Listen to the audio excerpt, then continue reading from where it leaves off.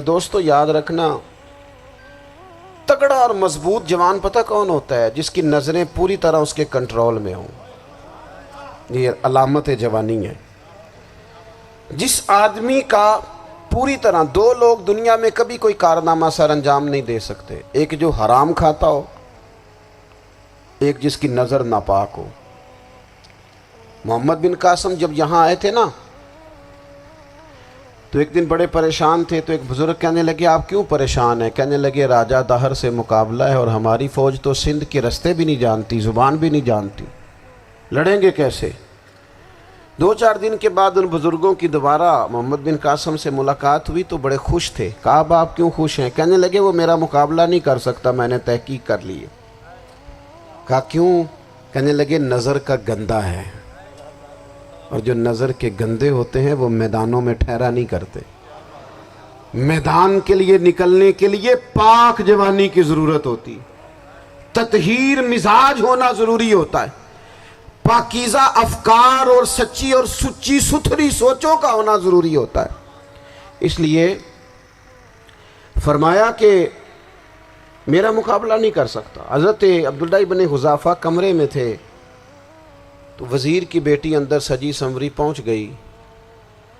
جیسے ہی آپ نے اس کفر کی چال کو دیکھا تو تیمم کر کے نفل شروع کیے۔ وہ ساری رات بیٹھی رہی، رب کا بندہ ساری رات عبادت کرتا رہا۔ عبادت بڑا سہارا ہے، مصلی بڑا سہارا ہے اللہ کے بندوں۔ صبح دروازہ کھولا، وزیر نے اپنی بچی سے پوچھنا چاہتا تھا رزلٹ کیا نکلا، تو وہ کہنے لگی پیچھے ہٹ جا، اب تیرا میرا تعلق کوئی نہیں، میں نے نبی پاک کا کلمہ پڑھ لیا۔ اس نے کہا میں نے بھی زمانہ دیکھا ہے، پر یہ کیا لوگ ہیں، کستوری کے بنے ہوئے، سندل سے دھلے ہوئے، کہ میں ساری رات کمرے میں رہی اور 100 اور 1000 آدمی جس جوان کا مقابلہ نہ کر سکے، اتنا طاقتور جوان کمرے میں رہا اور اسے نظر اٹھا کے نہ دیکھا۔ او کچا رنگے للاری والا جڑا چڑھدا تے لیندا رہندا ہے، اے عشق تیرے دا رنگ محمد چڑھیا پھر نہیں لیندا۔ میں کہا ایک دفعہ نظر اٹھا کے نہیں دیکھا، کمال ہو گئی۔ اتنے بڑے لوگ، اتنی بڑی سعادت مندی، فیروز بختی، معاملہ فہمی حد ہو گئی۔ اللہ اکبر۔ دوستو بادشاہ جب پوری طرح ہار گیا نا، اس نے کہا مار دو۔ تیل گرم کیا ایک کڑاہی میں، اور جب آپ کو اس میں ڈالنے لگے تو آپ کی آنکھوں میں آنسو آ گئے۔ بادشاہ کا خیال ہوا شاید نرم ہو گئے ہیں، کہنے لگا روئے کیوں؟ فرمانے لگے سوچتا ہوں جان ہی ایک ہے، کتنا مزہ ہے اس کی راہ میں جان دینے کا، کتنی لذت ہے اس کے نام پر مرنے میں، کتنا لطف ہے۔ جے تو چڑھیا اتے دار بھی نہیں، تے جے تو وکیا عشق بازار بھی نہیں، تے ایڈا سستا سودا پیار بھی نہیں، تے ایڈا سستا لبدا یار بھی نہیں۔ کئی جنگل گانے پیندے نہیں، کئی دوزخ لنگنے پیندے نہیں، جے وہ اس ملوں بھی مل جاوے، ایدوں سستا ہور بپار بھی نہیں۔ تے کچھ سمجھ نہ آوے لوکانوں وہ کادے نال شہید کرے، ڈٹھی یار دے ہاتھ تلوار بھی نہیں، پر او دا خالی جاندہ وار بھی نہیں۔ کہنے لگے ایک جان ہے نا، تو دل کرتا ہے ہزاروں ہوتی تو ایک ایک کر کے محبوب کے نام پہ قربان کرتا، جب میرے پاس ہے ہی ایک، کروں کیا؟ حضرت عبداللہ ابن حذافہ رضی اللہ تعالیٰ عنہ جب روئے اور بادشاہ نے یہ بات سنی، تو بادشاہ اٹھ کے کھڑا ہو گیا، سارے وزیروں مشیروں کو کہنے لگا تم نے کہا تھا نا بندہ ضائع کرنے والا نہیں، یہ بھی ضائع کرنے والا نہیں۔ کہنے لگا میرا ماتھا چومو، تم جیسے لوگوں کو قتل نہیں کرنا چاہیے، آزاد کرنا چاہیے۔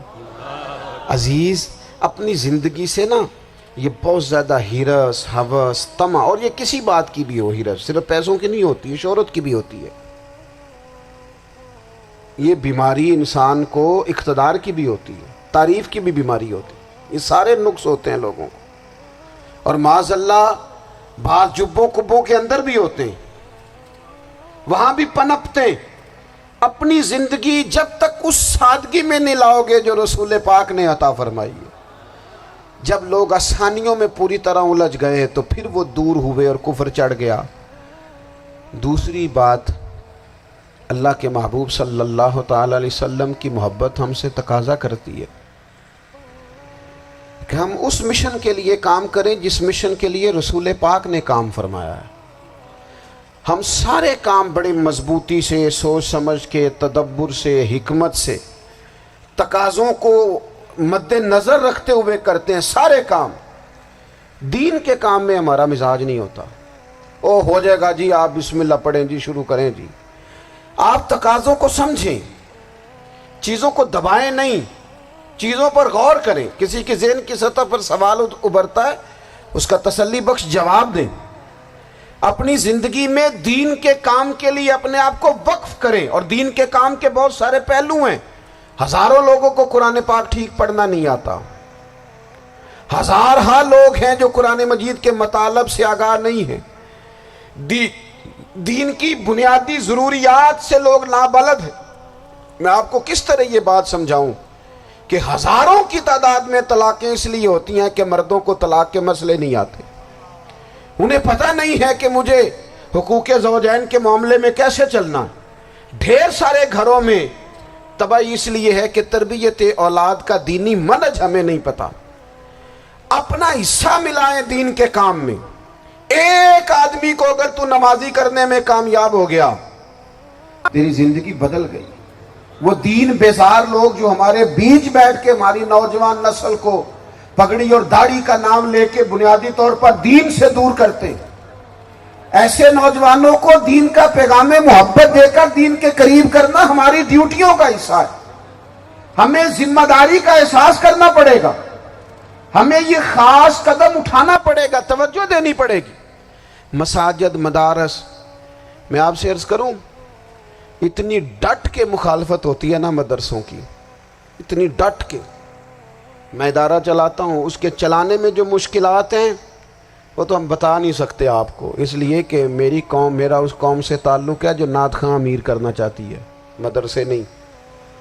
ہاں، نقیب خطیب پیدا کرنا چاہتی ہے، شعر و شاعری کی زندگی کو پروان چڑھانا چاہتی ہے۔ فقط ہمارا ان لوگوں سے تعلق ہے جو لاکھوں کروڑوں روپیہ محافل پہ لگائیں گے، اور قاری صاحب بیچارے اگر مسجد کا کوئی ہونے والا کام کسی وقت بتا دیں گے تو وہ بڑی مشکل آ جائے گی ان کے لیے۔ یہ کیسے ہو سکتا ہے، آپ نے یہ ڈیوٹی بتا دی؟ مدارس، اور جتنا اہم رول دین کو پھیلانے میں مدارس اسلامیہ کا ہے، اتنی زبردست، لوگوں کا خیال ہوتا ہے میری طرح کے لوگ شاید کام کرتے ہیں، ڈیوٹی کرتے ہیں۔ یہ 10-15 لوگ آپ کو نظر آتے ہیں جو آپ کو کہیں میڈیا پر یا ادھر ادھر ڈیوٹی کرتے، مخلص لوگ اپنی جگہ پہ، وہ بھی بڑا ہی کام کر رہے ہیں، جو میڈیا پہ آ کے بھی اخلاص سے اور درد دل سے کو دین کی، ان کی بھی کسی بات کی حوصلہ شکنی نہیں، لیکن ہزارہا اساتذہ جو مدارس میں بیٹھ کے پڑھاتے ہیں، جنہوں نے وہ سارے لوگ تیار، آپ سمجھ نہیں سکتے کتنا بڑا کام۔ حفظ کا استاد جو ہوتا ہے نا، اس کی ڈیوٹی 24 گھنٹے ہوتی ہے، فجر سے پہلے، اور اس نے بچوں کو اٹھانا ہے۔ تنخواہ تو ہم انہیں دینا نہیں نہ چاہتے جی، تنخواہ نہیں دی انہوں نے، ہمیں مولوی امیر نہ ہو جانا، مولوی نو تے سوٹ بھی 27ویں والی رات دے ہے تاکہ کدھر سوان کے عید والے دن پا نہ لوے، چونکہ 27ویں تو بعد تے درزی پھڑتا ہی کوئی نہیں، کیوں حضرت؟ ایسا ہی ہے نا، اس وقت تو نہیں نہ لیتا، تو ہم چاہتے ہیں مولوی ہماری مرضی کے ہماری طرح کا سوٹ نہ پہن لے۔ مدارس کی مضبوطی، آپ یہ دیکھ لیں، یہ صلاح الدین ایوبی کا تعلق بھلا کس چیز سے تھا؟